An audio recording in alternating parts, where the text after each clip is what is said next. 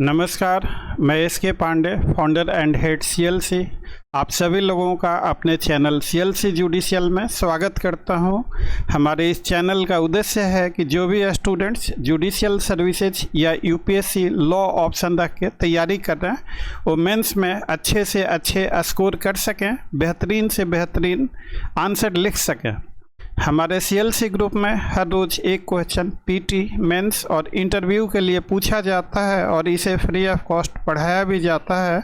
अगर आप सीएलसी की इस फ्री सर्विसेज का लाभ उठाना चाहते हैं, हर रोज़ एक क्वेश्चन पीटी, मेंस और इंटरव्यू के लिए पढ़ना चाहते हैं, उसका स्टडी मटेरियल चाहते हैं, तो अपना नाम, अपने यूनिवर्सिटी का नाम स्क्रीन पे लिखे हुए नंबर पर लिखकर हमें एसएमएस या व्हाट्सएप कर दीजिए। आपको सीएलसी की फ्री सर्विसेज में ऐड कर दिया जाएगा। इसके अलावा सीएलसी नॉन कमर्शियल चार्जेज पर बेहतरीन क्वालिटी कोचिंग भी प्रोवाइड करता है, जिसकी तमाम फैसिलिटीज स्क्रीन पर लिखी हुई है। स्क्रीन पर लिखे नंबरों पर फ़ोन कर आप ये जानकारी हासिल कर सकते हैं। तो आइए आज का टॉपिक अब हम लोग शुरू करते हैं।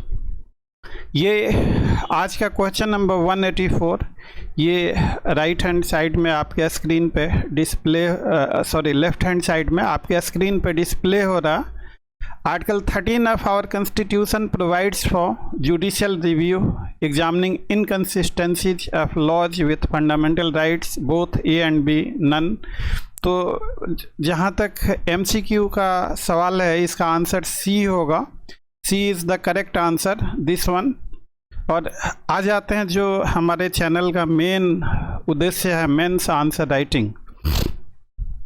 तो देखिए, मैं हर वीडियो में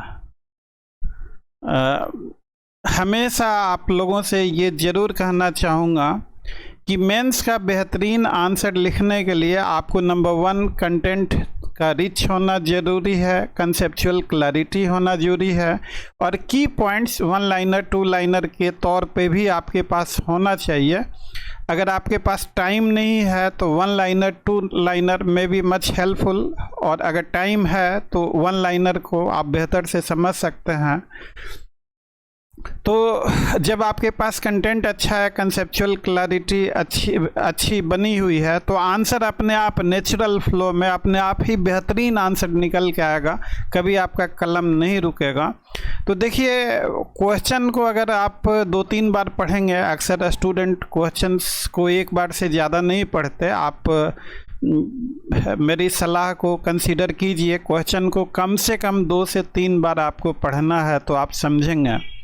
देखिए, क्वेश्चन है मेंस का, article 13 of our constitution gives extra strength. तो आर्टिकल 13 लॉ एंडलेस है, तमाम लाइब्रेरी फुल हो सकती हैं। हम सारी उम्र लगातार भी पढ़ना चाहें तो उन सारी चीज़ों को नहीं पढ़ सकते, नहीं कंप्लीट कर सकते। Law is limitless, endless. Article 13 पे इतना ज़्यादा कंटेंट और इतना ज़्यादा मटेरियल है तो उन कंटेंट और मटेरियल में से आपको स्पेसिफिकली ये पूछा जा रहा है कि how article 13 gives extra strength to part 3 of constitution. तो इस चीज को आपको हाईलाइट करना है अपने आंसर में। आर्टिकल 13 का आप इन जनरल आंसर लिख दिया, आपने वो सब डील कर दिया, डॉक्ट्रिन ऑफ सेवरेबिलिटी भी डील कर दिया, इक्लिप्स भी डील कर दिया, सारी चीज़ें डील कर दी, केस लॉ भी लिख दिया, लेकिन ये एक्सप्लेनेशन अगर नहीं देते हैं आप एक्स्ट्रा स्ट्रेंथ वाली, तो अब देखिए ये छोटे में लिखा हुआ है, एक बार में हो सकता है कि आपने देखा, मिस कर गए, जानते हो एग्जाम में भूल गए, एग्जाम में टाइम प्रेशर होता है, तो इसलिए 2-3 बार अगर आप क्वेश्चन को पढ़ेंगे तो मिसिंग के चांसेस कम से कम होंगे। तो इसलिए मैं अपील करूंगा आप सबों से कि आप जब भी मेंस में आंसर लिखें तो before answering at least go 2-3 times जो क्वेश्चन में पूछा हुआ। तो ये एक्स्ट्रा स्ट्रेंथ खासकर इस क्वेश्चन में पूछा गया है। ये कोई रॉकेट साइंस नहीं है, आप चूँकि इस तरह से प्लान तरीके से आप प्रैक्टिस और रियाज करेंगे तो ये सब बिल्कुल नेचुरल हो जाए, बहुत ही आसान काम है। तो अब बात करते हैं कि इसका इंट्रो हम लोग कैसे लिखेंगे। तो इंट्रो अब इंट्रो हर वीडियो में है, well begun is half done. तो इंट्रो में आप पहले फंडामेंटल राइट के बारे में 1-2 लाइन, इसकी नीड नेसेसिटी के बारे में लिखिए कि most necessary for human being, natural right, basic right, fundamental right, human right. पहले राजा प्रजा रजवाड़े कोई राइट नहीं होता था, डेमोक्रेसी का गिफ्ट है ये फंडामेंटल राइट होना। ये फंडामेंटल राइट्स का स्टेट के द्वारा वायोलेशन ना हो, ये आर्टिकल 13 लॉ को मैं समझाने के लिए आपको बता रहा हूँ। इनमें से जो चीज़ें रेलिवेंट हैं वो चीज़ें आप अपने आंसर में ज़रूर इनकॉर्पोरेट करेंगे। तो लॉ को हम कई तरह से, जैसे criminal law, civil law, procedure law, substantive law, tax law, तमाम तरह के क्लासिफिकेशन हो सकते हैं। एक और भी क्लासिफिकेशन हो सकता है pre constitutional law, post constitutional law. तो आर्टिकल 13 दोनों तरह के लॉ को डील करता है, प्री कॉन्स्टिट्यूशनल लॉ आर्टिकल 13(1) में and post constitutional law article 13(2) में। तो जब आप आंसर लिखें तो उसमें 13(1) says all laws in force before commencement of the constitution if they are inconsistent with the provision of part 3rd, they shall be void to the extent of such inconsistency। तो अगर कोई मान लीजिए कि ये प्री कॉन्स्टिट्यूशनल लॉ है, इसका कुछ पोर्शन फंडामेंटल राइट से इन कन्फ्लिक्ट या इन डेरोगेशन विथ या रिपेग्नेंट टू, कई सारे एक्सप्रेशन, ये डिफरेंट वर्ड्स हैं, मीनिंग सबके एक ही हैं। तो ऐसे करके आप लिख सकते हैं कि if they are inconsistent with fundamental rights such inconsistency would be void to that extent. ऐसे करके आप 13(1) के बारे में। तो चूंकि article 13(1) specially protects fundamental right, 13(1) pre constitutional law, 13(2) post constitutional law, तो therefore it gives extra strength. तो आपको हमेशा जो क्वेश्चन पूछा गया है उसके ट्यूनिंग में आप मिला के लिखेंगे तो आपका बेहतर से बेहतर आंसर हो सकता और आपके अच्छे से अच्छे नंबर आ सकते हैं। आज हम लोग 13(1) पे ही हैं, आज उतना समय ज़्यादा लगेगा, कल हम लोग 13(2) करेंगे। तो इसके उदाहरण के लिए कि देखिए पूरे वर्ल्ड में इस तरह का अरेंजमेंट है, फंडामेंटल राइट का वायलेशन ना हो। यूएस कॉन्स्टिट्यूशन में मार्बरी मेडिसन, यूएस में आर्टिकल 13 ऐसा कोई क्लॉज नहीं है, लेकिन मार्बरी वर्सेज मेडिसन के केस में यूएस सुप्रीम कोर्ट के चीफ जस्टिस मार्शल ने कहा कि रिटन कॉन्स्टिट्यूशन का सैंक्टिटी ही नहीं होगा अगर ऑर्डिनरी लॉ इसको वायलेट करे। तो constitution shall prevail if it is in conflict with other laws and this is the significance of having the written constitution. तो जॉन मार्शल ने समझाया था, और ये चूंकि how it gives extra protection, question में आपसे इंटायर आर्टिकल 13 नहीं पूछा जा रहा। आपको मेंस के लिए यही समझना है कि what portion of your answer is relevant and what portion of your answer may be irrelevant.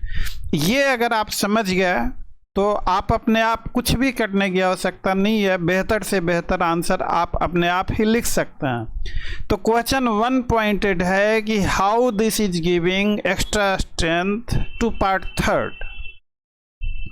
तो उसमें ये शुरुआत करते हुए आप आगे भी लिखिए, framers of our constitution learn from British regime.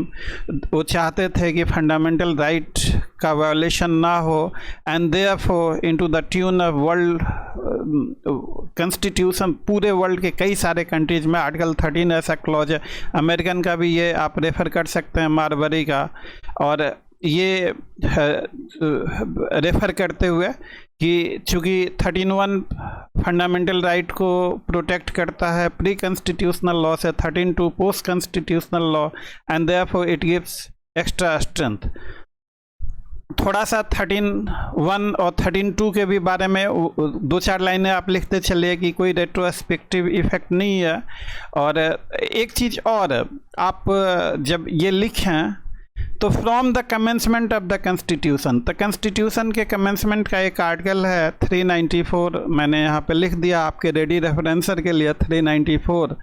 तो ये कहता है कि आर्टिकल 5, 6, 7 और ये जो लिखे हुए हैं shall come into force at once, मतलब at once coming into force, that means 26 day of November 1949 और रेस्ट ऑफ आर्टिकल 26 जनवरी 1950 को आएंगे फोर्स में। आपका adaptation of pre constitutional law, जो प्री कॉन्स्टिट्यूशनल लॉ अभी आप देखें हमारा कॉन्ट्रैक्ट एक्ट, टीपीए, जितने भी आईपीसी, जितने भी अधिकतर लॉ जो हैं प्री कॉन्स्टिट्यूशनल लॉ हैं और वो कंटिन्यू कर गए। Pre constitutional law will continue unless repealed और अल्टर्ड। तो ये 372 क्लॉज 1 कहता है, ये लिख दिया गया है। तो आप आर्टिकल 394 कमेंसमेंट, तो कुछ आर्टिकल तो 26/11/1949 को ही शुरू हो गए और बाकी रिमेनिंग सारे आर्टिकल 26 जनवरी 1950 को शुरू हुए। This is what known as commencement of Indian constitution. और 394, 372 को वन लाइनर में रेफर करते हुए आप लिख सकते हैं। हमने कुछ रेडी रेफरेंसर के तौर पे ये आपके लिए मटेरियल लिख दिया है कि क्लॉज 1 शॉर्ट में आप कैसे लिखें अगर यही क्वेश्चन कम मार्क्स का हो। तो this clause provides that all laws in force at the commencement of the constitution which clash with the exercise of the fundamental rights conferred by part 3rd of the constitution shall to that extent be void. A pre-constitutional law after the commencement of the constitution must conform to the provisions of part 3rd of the constitution. तो ये सारी चीज़ें ये आप note down कर सकते हैं, लिख सकते हैं। अब नो रेट्रोस्पेक्टिव इफेक्ट, ये बहुत ही मेरे को बहुत अच्छा केस लगता, केशवन माधव मेनन, स्टेट ऑफ बॉम्बे।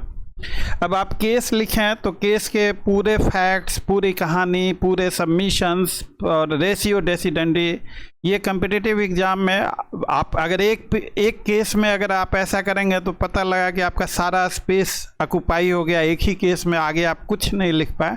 तो केसेज का जिस्ट आपको लिखना है। केशव माधव मेनन का केस मैं आपको उंगलियों पे बता रहा हूँ। वो एक जर्नलिस्ट था, अंग्रेज़ों के ख़िलाफ़ उसने एक पम्पलेट छाप दिया था 1949 में। अंग्रेज़ों ने कानून बनाया था फ्रीडम स्ट्रगल को दबाने के लिए कि ब्रिटिश हुकूमत के ख़िलाफ़ कोई कुछ लिखेगा तो उस पर कार्रवाई सज़ा होगी। तो 1949 में इसने ब्रिटिश हुकूमत के ख़िलाफ़ कुछ लिख दिया था, इस पर मुकदमा दर्ज हुआ, इस पर मुकदमा चल ही रहा था। इस बीच में हमारा संविधान 26 जनवरी 1950 के बाद इसने सुप्रीम कोर्ट में उसको चैलेंज किया कि पहले तो हमारे पास फंडामेंटल राइट नहीं था लेकिन अब फंडामेंटल राइट है। तो अब फंडामेंटल राइट है तो अब जो मेरे खिलाफ़ मुकदमा चल रहा है अंग्रेज़ों के ख़िलाफ़ लिखने का, उस मुकदमे को क्वेश किया जाए। अंग्रेज़ों के ख़िलाफ़ लिखना मतलब पहले उस समय जब ये ऑफेंस हुआ था तो freedom of speech and expression नहीं था, 19(1)(a नहीं था, लेकिन संविधान के लागू होने से हमें freedom of speech and expression मिल गया। तो इस ग्राउंड पे उसने सुप्रीम कोर्ट से कहा कि हमारा मुकदमा खारिज किया जाए, लेकिन सुप्रीम कोर्ट ने उसकी बात नहीं मानी और सुप्रीम कोर्ट ने कहा कि आर्टिकल 13(1) का कोई रेट्रोस्पेक्टिव इफेक्ट नहीं है। ये जो pre constitutional law before commencement of constitution valid हैं, they are void only after commencement of the constitution. तो आपको बिफोर कमेंसमेंट ऑफ कॉन्स्टिट्यूशन और आफ्टर कमेंसमेंट ऑफ कॉन्स्टिट्यूशन, इन दो चीज़ों को हाईलाइट करना है। और साइटेशन तो नहीं, जज का नाम दास ने कहा था कि can not be read as obliterating the entire operation of the inconsistent law. ये सारा आपके लिए कंटेंट हमने रखा हुआ, इसको छांट के जो आपके काम की चीज़ें नोट डाउन करके आप ऐसा बेहतर आंसर लिख सकते हैं। जजेज का नाम केस में लिखना अगर आपको याद है तो अच्छी बात है, इससे अच्छा इम्प्रेशन पड़ता है। तो नंबर 1 पहला की पॉइंट हो गया कि जो आर्टिकल 13(1) का रेट्रोस्पेक्टिव एप्लीकेशन नहीं है। अब हम लोग बात करते हैं rule of severability, doctrine of severability की। तो डॉक्ट्रिन ऑफ सेवरेबिलिटी में मान लीजिए कि कोई लॉ है और इतना पोर्शन जो है इन कन्फ्लिक्ट विथ फंडामेंटल राइट है, तो इस लॉ का ये जो रिमेनिंग पोर्शन है, मैं इंक ज़रा चेंज कर दूं यहाँ पे, तो ये पोर्शन तो इन कन्फ्लिक्ट विथ है, तो इस पोर्शन को सीवर करके हटा दीजिए, बाहर हो गया, और बाकी ये पोर्शन और ये पोर्शन सही सलामत है। तो rule of severability take away the offending provision which are in conflict with fundamental right. So this is what rule of severability. Rule of severability is also known as rule of separability also. ये सारा material उसमें दिया हुआ।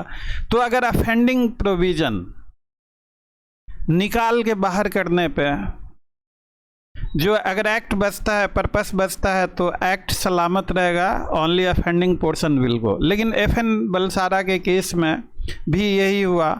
उसमें 8 sections जो थे Bombay provision act के, ultra wire on the ground of infringement of fundamental rights, तो उन 8 सेक्शंस को हटा दिया गया और बाकी जो एक्ट था that was allowed to state. और उसके बाद एक RMDC का केस आया। RMDC के केस में कहा गया कि अगर जो portion in conflict with fundamental right है, अगर उनको हटाने, अगर वो सेपरेबल है और हटाने के काबिल है, तो उनको हटा दीजिए, और अगर वो सेपरेबल नहीं है, हटाने के काबिल नहीं है, तो the entire act has to go. तो ये जो डॉक्ट्रिन ऑफ सेवरेबिलिटी जो है, ये काफ़ी लंबे समय से एग्जिस्टेंस में वर्ल्ड के हर कंट्रीज में रहा है। और नॉर्डेनफेल्ड का केस हम लोग कॉन्ट्रैक्ट में भी पढ़ते हैं, बहुत जगह पढ़ते हैं, वहाँ से ये डॉक्ट्रिन निकला। ये मैं हाईलाइट कर दूँ आपके लिए। ये अगर ऐसे आप लिखेंगे ना कि डॉक्ट्रिन ऑफ सेवरेबिलिटी किस केस से ओरिजिनेट हुआ, तो अच्छे नंबर, अच्छे इंप्रेशन बनते हैं। तो और इसको डॉक्ट्रिन ऑफ सेपरेबिलिटी भी कहा जाता है। तो ये आपके लिए रेडीमेड रेफरेंसर है। और आर्टिकल 13(1) का जो एप्लीकेशन AK गोपालन के केस में भी देखने को मिला, जो सेक्शन 14 को स्ट्रक डाउन कर दिया गया और act was allowed to stay. ये पहला केस। ये दूसरा केस, क्योंकि केस लॉ 10 नंबर का है, DS नकारा versus union of India case में, इसमें भी ऑफेंडिंग पोर्शन को हटा दिया गया। FN बलसारा भी हम लोगों ने किया ही थोड़ी देर पहले, RMDC भी अभी हम लोगों ने किया। तो ये 4 केस आपको याद रखने हैं, 4 केसेज का रेफर करना है। और ये जान लीजिए अभी हाफ पोर्शन ही हुआ 13(1). आपको देखिए क्वेश्चन को, देखिए क्या क्वेश्चन में पूछा जा रहा।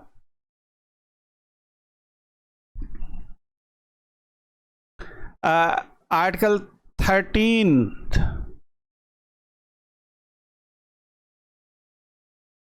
के बारे में पूछा जा रहा, तो सिर्फ आप 13(1) लिख के छोड़ दिया तो आपका आंसर कंप्लीट नहीं होगा। 13(2) भी लिखना है, वो मैं आपको कल बताऊंगा। डॉक्ट्रिन ऑफ इक्लिप्स, ये 2 प्रिंसिपल ऑफ इंटरप्रिटेशंस हैं, तो इनको कट शॉर्ट करके आपको लिखना है।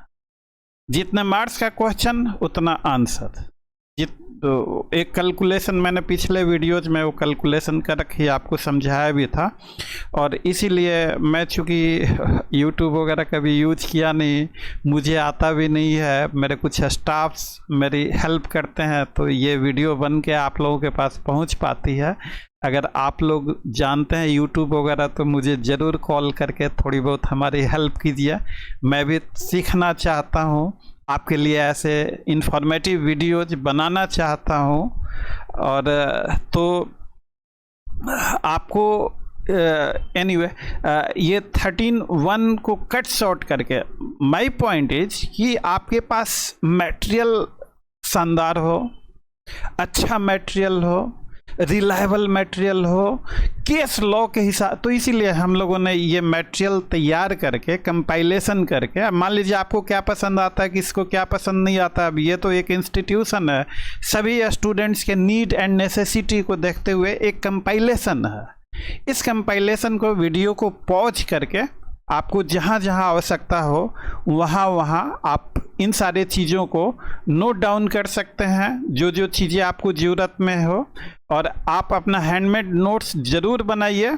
ये मैं धीरे धीरे स्क्रॉल कर रहा हूँ ताकि आप लोग इसको नोट डाउन कर सकें।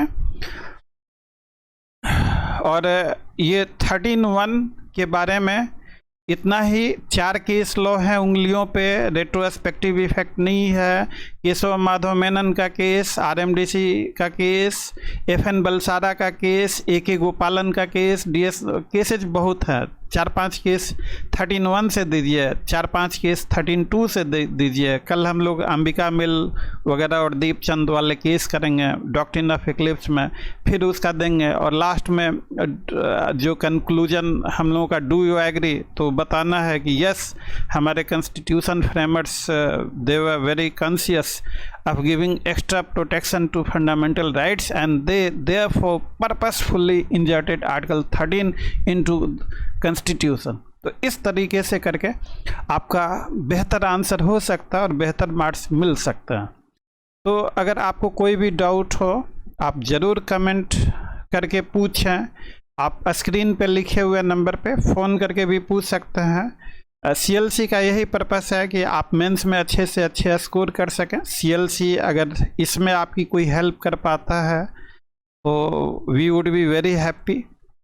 आप बिल्कुल कोई संकोच ना करें। अगर आपको कोई डाउट है, कुछ भी है, कोई सजेशन है, तो ज़रूर हमें फ़ोन करके बताएं, कमेंट में लिखें। हम लोग ज़रूर उन चीज़ों पे विचार करेंगे। और अंत में वीडियो और कंटेंट अच्छा लगे तो वीडियो को लाइक और चैनल को सब्सक्राइब कर दीजिएगा। सब्सक्राइब के लिए इसलिए मैं कर रहा हूँ कि सिंस वी आर न्यू, ये फंडामेंटल राइट सीरीज चल रहा। रात 9 PM का टाइम हम लोगों ने इसे पब्लिश करने का रखा हुआ है। तो अगर सब्सक्राइब है तो जैसे ही आप YouTube खोलेंगे तो सबसे पहले ये वीडियो आपको डिस्प्ले होगा।